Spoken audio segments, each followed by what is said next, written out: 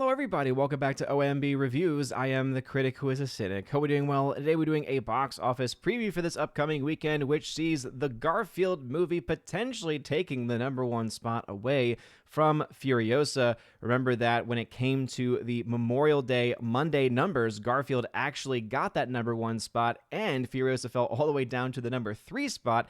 It has since recovered with the most recent numbers from the Tuesday numbers being Furiosa coming back into first place, and so it'll be interesting to see where these two films end up, especially domestically, even internationally, by the end of their runs. Will the Garfield film actually make more money than Furiosa? There is absolutely the potential that that could actually happen based on the numbers that we are actually seeing. But I think also the fact that we're talking about the Garfield movie and the Furiosa film now for a second weekend with no other major releases set to be coming out this week also tells you a lot about the current state of the box office, which is essentially it's dead, Jim. I mean, that's basically what we have going on here. Go ahead and look at the Monday numbers again. Garfield getting that #1 spot, 7.2 to 6.1 from IF. That's right, IF, Imaginary Friend, actually beat Furiosa on that Monday for Memorial Day. Makes a lot of sense. Family's probably coming out for that. But yeah, not a lot of things coming out. Even Tony at Deadline has nothing else to say other than, yeah, it's going to be Garfield and Furiosa battling at it once again. And just as we had a very close battle in this past weekend, we'll probably have another close battle in this upcoming weekend. Before going any further, please make sure you smash that like button, light up that fire button over on Odyssey, and smash the rumble button as well. Also, make sure that you're subscribed to the channel with that bell notification. That way you know every time the video live stream goes live on the channel. So, of course, talking here about Tony over at Deadline saying Furiosa wins an awful Memorial Day frame with $32 million, but Garfield will bite back next weekend, and just goes into the fact that even though on paper, yes, Garfield made a little bit less money than Furiosa, because of the fact that even Tony himself has to admit that 50% of the business for Furiosa this past weekend came from PLFs and IMAX, meaning in those premium format screens, meaning a much higher ticket price for those going to see Furiosa. More tickets were actually sold for the Garfield film versus Furiosa. So again, as far as a battle of money, absolutely Furiosa wins the weekend. But as far as a battle of actual eyes on screen, the Garfield film actually arguably won, because of the differences there in ticket price. Remember, on average, ticket prices are about $13, $14 across our country right now in the domestic market. And when you think about what it would be on average for those PLF screens, you're getting probably closer to $15, $16. So that obviously is going to cut into the fact that there's only a couple $1 million separating those two movies, Garfield and Furiosa. But yeah, even Tony himself is saying, yeah, guess what? Garfield is probably going to bite back, as he says, using his puns. And we'll go to Box Office Pro because they have a chart here. Unfortunately, Box Office Theory has their new chart for the weekend stuck behind a paywall. Sad that they have that specific thing stuck behind the paywall. They've got their 4-week projections all the way down the road still available, but for some reason, the new ones are not going to be available unless you are paying. And as much as I appreciate his coverage over there, I think that those are kind of some of the things that you maybe shouldn't be charging for, but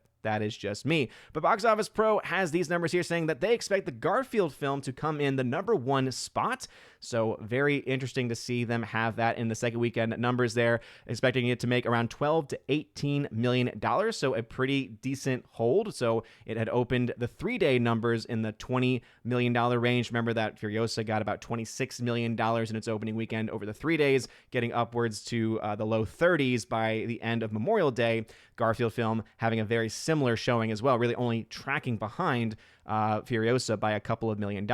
Expecting the 3-day range to be $12 to $18 million in its second weekend, making 15% of the market share. Whereas for Furiosa, they expect it to get about 13% of the market share and to have a range of between 10 to 15 million. So we're seeing something very similar to what we saw this past weekend, right? If you looked at the ranges, especially the updated ranges when Furiosa's Thursday numbers turned out to not really be all that hot, and the days after not also doing all that hot either, coming in well beneath projections, we saw the projections being essentially the ranges for those two movies, for Garfield and Furiosa respectively, being very close, right? Basically going into one another. So 10 10 to 15 million is the range for Furiosa. 12 to 18 is the range for Garfield. And so therefore, if you take just the average of those two, Garfield expected to edge out Furiosa, but not by a whole lot as far as raw numbers are concerned. But still, this is very bad for Furiosa. Furiosa, with these numbers, is expected to have a pretty steep drop, right? We're seeing close into that 60% drop expected for Furiosa because ultimately no one is really going to see the movie. The movie overall is very generic. It's not something that was asked for. It's overly long at 2.5 hours. The CGI and green screen are so distractingly bad. And even though there's some good elements in there, it's just a far cry, especially as an action movie compared to that of Fury Road. Fury Road has much better action set pieces than anything in Furiosa, which means that for me at least, it's very hard to actually even recommend that movie, even if it was a better story. And so I think that we have to, again, look at that as being probably one of those downsides. Also, again, people want a Mad Max movie. When you had Mad Max Fury Road, Mad Max wasn't even in the movie all that much, right? Fury Road was a Furiosa film. When you have Furiosa and Mad Max Saga, whether or not that's the director's intention to name it as such, it's clear in the marketing that they were trying to push this very specific ideology, right? They were trying to push this specific mindset that it was going to be a female-centric story. And guess what? Turns out that the audience for Mad Max is not female-centric. In fact, I talked about this the other day on the channel. Go ahead and pull this up, actually, so that way we can all see it. So these are actually some of the demographic breakdowns from this past weekend. And as you can see, Furiosa, of course, coming in the number 1 spot, Garfield coming in the number 2 spot. And this is breaking it down specifically by the United States, attendance. This is looking at it from a very analytical perspective. And so when you actually click on Mad Max, or in this case, Furiosa, a Mad Max Saga, look at this audience breakdown. 74% of the audience this past weekend for Furiosa was male.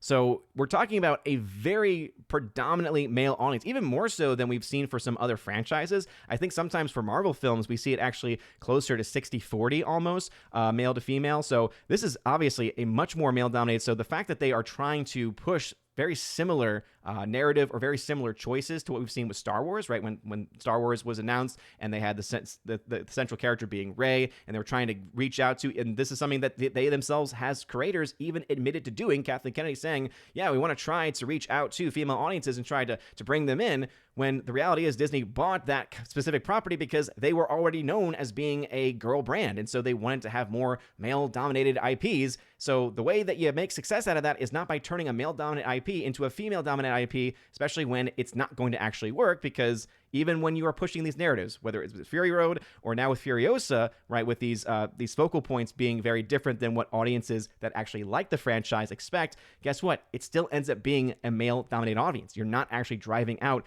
the female demographic. The other interesting thing about these demographics that I was able to point out was looking at the actual moviegoer and whether they are a frequent moviegoer or an infrequent moviegoer. So someone who goes once every month versus someone who goes less than once a month. So someone who has very specific movies in mind, maybe sees a few movies a year, maybe even one movie a year, versus those who see them almost every single week, every single month when a film comes out. And you'll notice that for infrequent moviegoers, they did make up the majority of the opening weekend for Furiosa, 56%. So you could see a lot of those people probably being people that maybe haven't seen a movie since Fury Road, or maybe haven't seen a film in the last year or two because there hasn't been anything to pique their interest.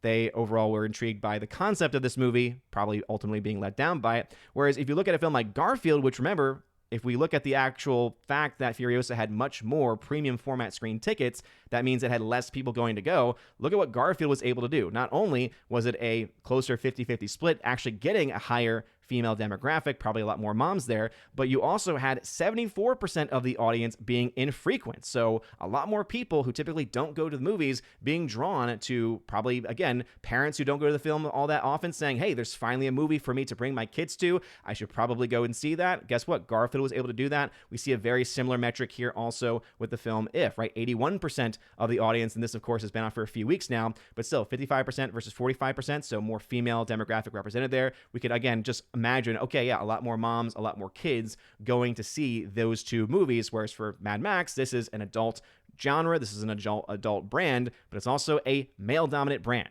And the fact that you're seeing these kind of metrics, right, with so few of the audience being infrequent moviegoers, means it's not bringing in a large portion of that normie audience, right? A lot of these big budget films have in the past relied on those infrequent moviegoers, right? Those people who wait for those big event tentpole movies. But because the tentpoles have now become so much less in quality and have not been as marketed as well, and the marketing, it's not even just like the lack of marketing, but also the way in which the marketing is being focused, which goes against what the movie itself is actually about. If you watch the marketing for Furiosa, you would think it's a girl boss movie, but in the actual reality of it, it's not. And so these are the things I think that are driving people away, and it's starting to show also in the overall box office numbers, right? I mentioned before, the Garfield film beat Furiosa on Memorial Day. Now, I will say that Furiosa was able to make up some ground on Discount Tuesday. So remember, Tuesday is the day where discount tickets are usually sold, 2.9 to 2.6. So even though it did take it back, it still was not all that much, right? It still was beating it only by a little bit.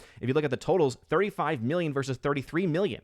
So Garfield, if it's able to edge out Furiosa this weekend by a million or two, it might actually have a chance of even being able to have a higher overall domestic after 2 weeks. And I think that what the end final results will be is going to be very interesting, because these films obviously tracking very similarly as far as total numbers are concerned, but I think their end results will probably be pretty different. Furiosa being on the lower end of that, being a massive flop, most likely. Garfield movie, on the other hand, probably having a pretty good chance of doing well. And so those are right now what we're looking at. So again, Furiosa is, of course, expected to come in the number 2 spot, to the other film, Garfield, coming in number 1. The film If is actually expected to take the number 3 spot. So again, movies that have been out for a long time. You'll notice a trend here. No new releases, no major new releases. I think the only new film coming out this weekend is a Daisy Ridley film about a woman who swam the English Channel. And apparently it is very modern day feminist at a time in which that, of course, happening as a historic event, did not have modern day feminism within it. So again, weird that you're telling a true life story, which could be really cool, which could be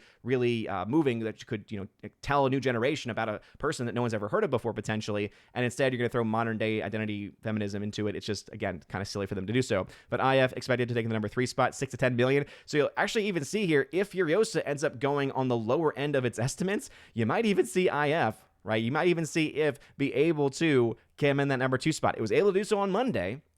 Will it be able to do so this weekend? It's hard to say at this point, but anything is possible, of course. Let's go ahead and look to some box office tracking, because we love doing tracking here over at OMB Reviews. And of course, some of these numbers might not have been updated recently because this is all set to automate. And because I have so many automations going on, Sheets is not able to keep up with it. But Furiosa right now is at $67 million worldwide as of the recording of this video.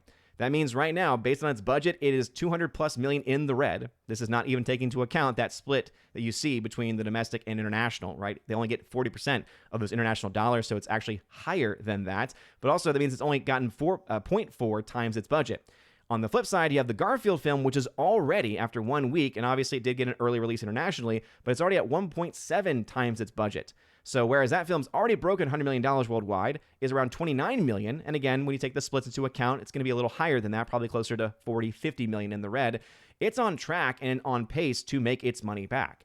And so do not be surprised if the Garfield film is able to do that within the next couple of weeks. I think it's going to have a very good second weekend. I think it's going to be able to take a huge bite out of that, all pun intended, Tony, a huge bite out of what it owes still in order to make its money back. And again, that comes down to a $60 million budget versus a $160 plus million budget in the case of Furiosa. And honestly, I don't understand, when will Hollywood finally realize and finally learn that spending all of this money on these films is not worth the investment? I've actually been breaking down my biggest winners and losers for next year. Be on the lookout for articles for Kids and Gamers. I'm going to try to do dedicated videos to them as well for the top 10 flops and top 10 most profitable films. Let's just say Tony's list at Deadline is completely off in many different respects. And so I'll give you the actual real data and reflecting and telling you what the actual massive flops were. And let's just say Disney has a lot of movies in the top flops of the year, of course, because they overspend on everything and their films did not make any money. And I doubt this year will be much of a difference, with the only exception potentially being the Deadpool and Wolverine film.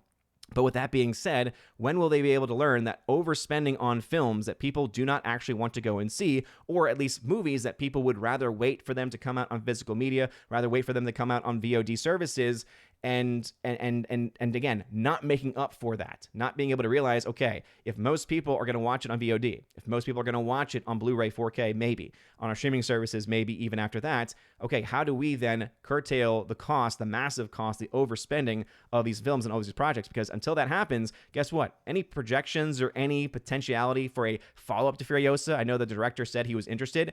I don't see how any studio could possibly greenlight a follow-up to Furiosa at this point in time when you're looking at this type of massive financial loss. Again, we're talking by the end of its run, probably having still over $100 million in financial losses for Warner Brothers in this case. So not looking good at all for them. Garfield, on the other hand, is, again, because of a much more modest budget and because it's performing decent. I wouldn't say it's performing well. Some people have kind of hinted that it's doing really, really well. Based on the numbers, it really isn't. Again, it's doing fine. But guess what? Memorial Day weekend last weekend was one of the worst in history, not only because Furiosa did so poorly, but also because Garfield did not do as well as other animated movies have done over the frame of that weekend. So again, always important to keep those things in context. But what are y'all's thoughts about this? Do you think that the Garfield movie is going to be able to win the weekend? You'll notice I'm still not really talking a lot about a lot of movies coming out, because let's go to the actual release chart itself to show you the reason why this is the case. It's really a lot of dead time, a lot of dead air time, and a lot of potential future flops coming out over the next couple weeks. So this week, you have Ezra coming out. So you have the film Ezra coming out because everyone knows what that movie is. So that's coming out.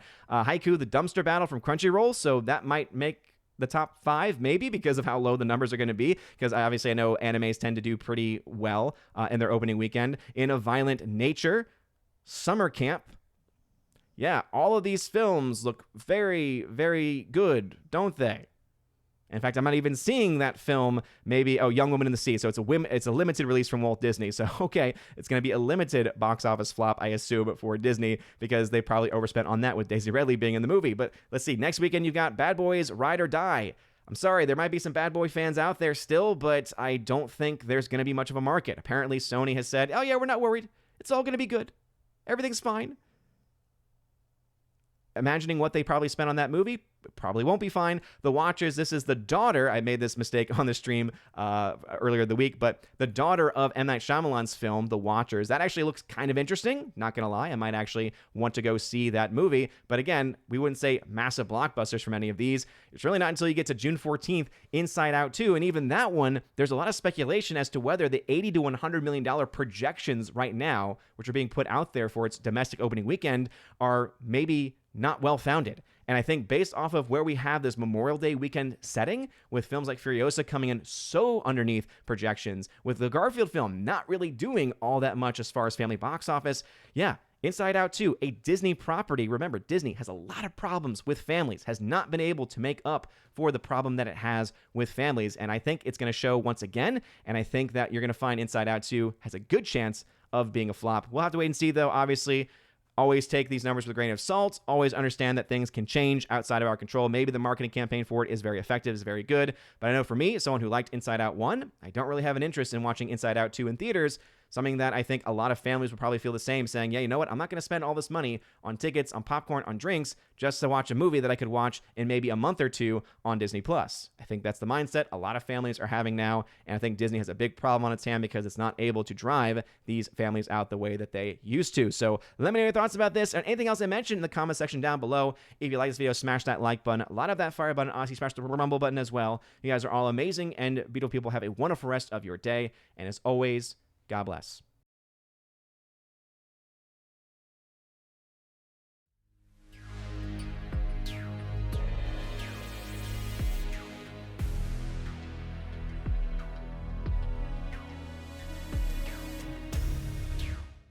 And now for a huge special shout out to all of my May supporters at the Chosen of Valhalla level, starting off with my Patreon supporters, Father Luca Illich. Hail to you, Father. Rosetta Allen, check out her YouTube channel, which is Eagle Rider. And also Miss Martin Muses, check out her YouTube channel by the same name. To my Subscribe Star peeps, starting off with Matt317, check out his Twitch channel by the same name. And ZK-Man, check him out over at xtheboundaries.co. And also, lastly, to my YouTube member at the Chosen of Valhalla level, Mr. Roy, who is, of course, awesome, as all of my Chosen are amazing. If you want your name shouted out at the end of every live stream, and video, make sure to check out the top link in the video description below. You can also get access to things like exclusive podcast and giveaways. I do a giveaways channel on Discord if you are a member at the Keeper of the Bifrost level and above, and a ton of other stuff. So check out more information about that in that top link below. You guys are all amazing and beautiful people. Have a wonderful rest of your day. And as always, God bless.